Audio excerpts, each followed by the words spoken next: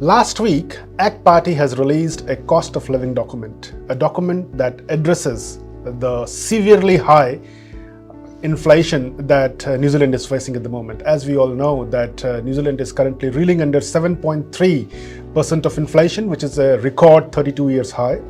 And to address this, ACT Party has come up with a cost of living document with a number of suggestions. So to discuss more on this, we have got ACT Party MP Davian Smith, who is Associate Spokesperson of Finance, in our studio, and we welcome to him today. Very good morning to you, Davian. How are you today? Good morning, Sandy. Well, I'd like to present you with a copy of the document. Oh, well, that's great. That's our cost of living crisis. Surely. It runs alongside our ACT's fully costed alternative budget, which means that we're trying to address as a party the cost of living crisis that people are facing. And you mentioned inflation. We'll touch on that in a second, but the economy, everywhere you look, costs are rising, and we've got to help people to get through that and to get to the other side. So ACT's got a very clear policy document on how we would do that. We launched it last week. It was very well received in the press, and each of our MPs who've got portfolio responsibilities, along with David and Brooke, inputted to this document. So one of the two areas that I was involved with was the Reserve Bank piece. You know, we've got an issue now where it's going to be very painful in terms of them having to lift the OCR to fight inflation, because inflation needs to be tamed. Right. But they're just doing their job. The ultimate villain in this is the government printing too much money into the economy, and it's chasing too few goods, and that's the classic definition of inflation.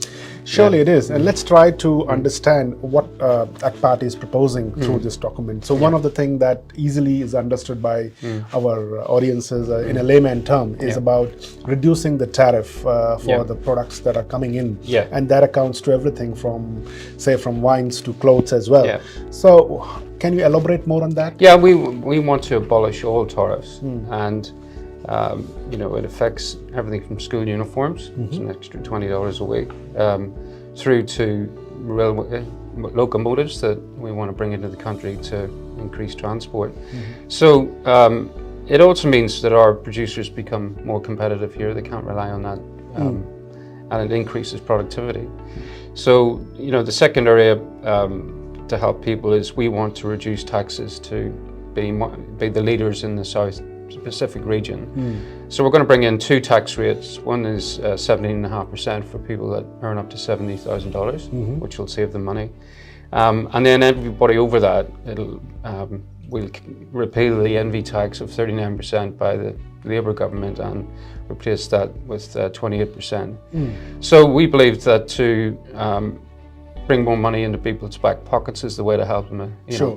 Well, that is, if I understand correctly, that is an existing policy of ACT Party, which has been added into this cost of living document.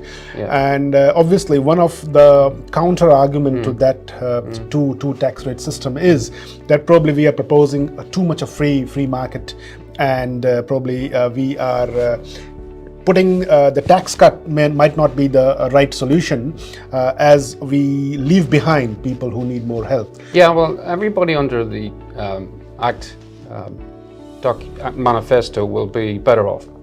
Even people on lower to middle incomes, there'll be a tax offset for them. And every household under our carbon tax refund will receive, if your family of four, an extra kicker of $800 a week to help you buy petrol. So everybody's going to be better off under this ACT policy than the Labour policy. Right.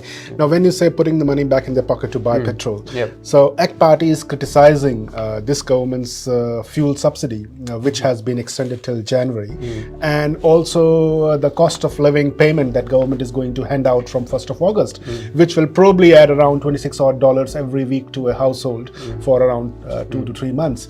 So ACT Party is criticizing that. So why the cost of living payment is too little too late. It's a political reaction. That's why we prefer tax cuts, because it's, instead of hundreds of dollars, it's thousands of dollars. And you know, this has been a reaction where it's really expensive for the IRD to administer this payment. It helps people earning under 70,000. But a lot of people aren't going to take it up because they can't be tracked in the system, or B, don't want to take the payment. But it's already been eaten up with inflation anyway. Right. Okay. Yeah. Now, another counter argument to that is that by reducing the tax money, the tax bracket, there are two things. A, that government is earning less money in the coffers. So what it means that they will have less money at the disposal for public spending on public infrastructure. And the other thing is that probably the argument or the criticism is that this policy is designed to make rich more richer. No, well, ACT's policy is to bring in a smaller government. So every frontline service, whether it be the healthcare system, policing, teaching, that is in our budget. And so there'll be no cuts in those areas. What we're doing is attacking the excessive spending and the government programs that they're implementing. So we're also looking at zero-basing the Wellington bureaucracy in terms of if you can't prove what you're doing, then as a job, money needs to be saved. So there's a massive. We also believe that in terms of the overall budget, there's a huge amount of effort needed to get back to surplus, and in our first 100 days we've really got to make some hard decisions. This can't go on.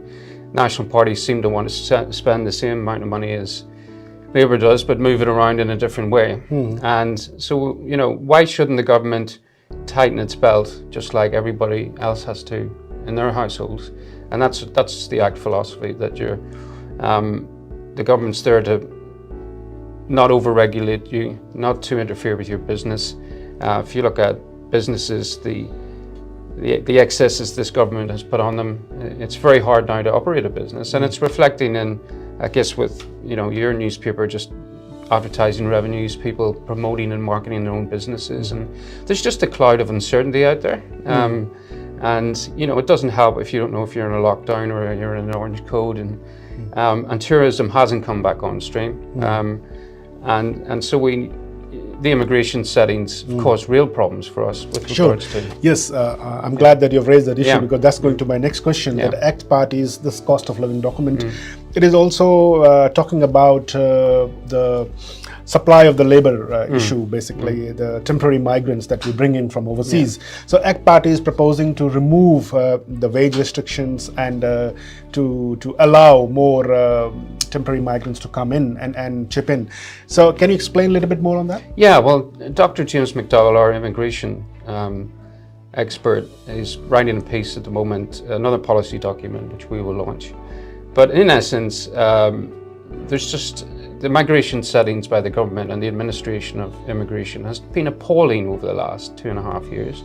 And it's really affected communities like yourselves. So, we want to focus on bringing back, parental visas, partner visas, keep it, the list that people come through, whether they be nurses or doctors, they don't have to sit around and worry about, are they going to get residency? They're coming here to stay. So the point is that how do you think that bringing in more temporary migrants can address the inflation issue over here?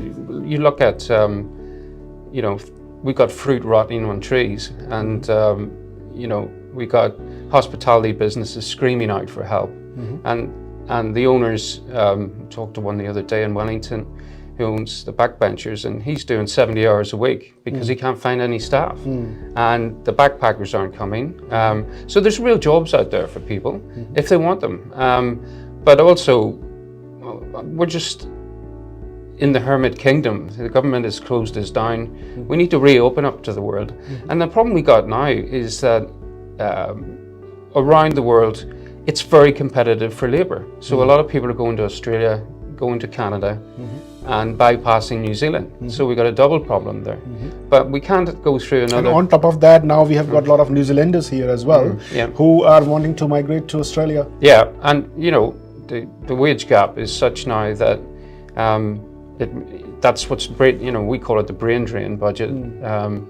This last one by the government, but effectively, if housing's cheaper over there, and you're getting paid more, and you've got continuity of residency, yeah, it's a good option if you're a family and you go to the Gold Coast, or it's a real option. Sure. Now let's talk about the other elements in this cost of inflation document, which is about government saying the changes, allowing the foreign supermarkets to come in and operate here to make it more competitive. Can you explain a little bit more on that? Yeah, well, we have a philosophy where any sane supermarket chain who would want to come here and build out a real network would be mad if they didn't have a regulatory environment where they could get access to the grocery system as a full service model. So that means changes in the alcohol licensing laws, the wholesale laws in terms of competition and food getting to the supermarkets, and then the release of new sites to do that. And that involves working capital, and it involves fast tracking these people in here because it's a national significance issue, grocery retailing now. But we won't be building any supermarkets if we don't change those rules. And the first rule that's changed is taking away some of the powers around confidence that the duopoly have. But we should. But I think we should blame the greedy supermarkets.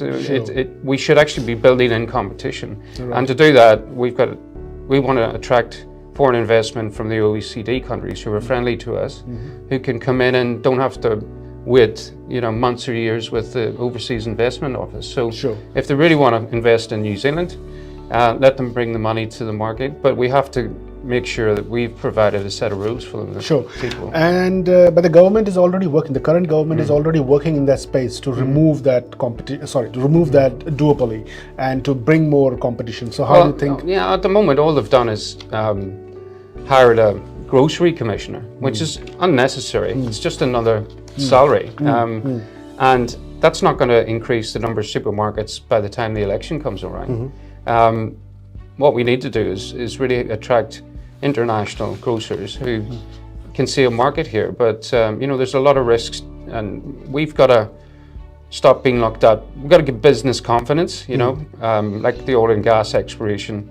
We'd repeal that because people are looking at us as very shaky in terms of, like, if you invest your money in New Zealand, will the government change the rules? And under an act-led government, there's no way we're going to. We're pro-business, and we know that works in the community. If you have good jobs for people, young people won't leave. Sure. Now, one last question before I let you go. I know that you have to rush to Parliament. So, talking about the changes that you're proposing for the mandate of Reserve Bank of New Zealand, can you tell us a little bit more on that? Yeah, well, I mean, originally we were world-class leaders in Reserve Bank practice, and the only focus they had was on just managing inflation within the 1 to 3% band. So they're so far out of that now with the figures you mentioned previously, that interest rates are the only thing they can use.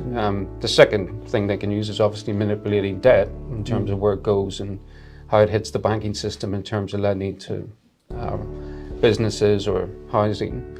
But the large-scale asset purchase program has really affected the market and distorted it. So we want to do three things there. One is take it back to the core mission, which is managing inflation. The second one is making sure that there's financial stability so people can make decisions in their households and not have to worry about the next time they're fixing. We want to put proper people on the board there who aren't mates of the government but are international experts and domestic experts who actually know how to get through this crisis. And so they have fueled the situation we're in, and between them and the government, we've got to reset our fiscal and monetary policies to really land this properly. And it's going to be painful in the short term, but longer term, I think with a change of government, we can get through this. Right, okay. Now, thank you very much, Damien. I think we had a wonderful discussion today. We had a better understanding of this cost of inflation document. One last question before I let you go. There is a lot of belief or perception out there in the market that ACT Party is just a party of the rich. So is it a fair perception? No, it's not. We do come from all walks of lives. I did work in the finance industry. We have farmers, we have engineers.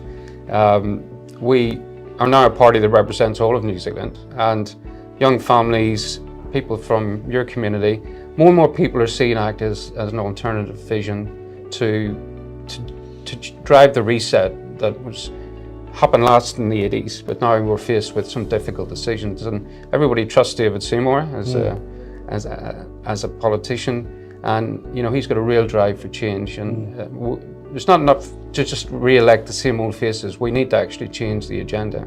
So the ACT Party, that's our mission. Right, okay. Great, thank you very much, Damien. Thank It you. was a wonderful discussion. Wish you all the best, Thank you. and we will keep on following you, ACT Party, Yeah. Seymour as well, and keep a track on how Yeah. you are delivering what you are promising. Yeah, we'll deliver. Great, thank you very much. Thank you. Cheers. Thank you. So that is ACT Party's spokesperson, Associate Finance, Damien Smith, joining us and speaking about a cost of living document. Thank you very much.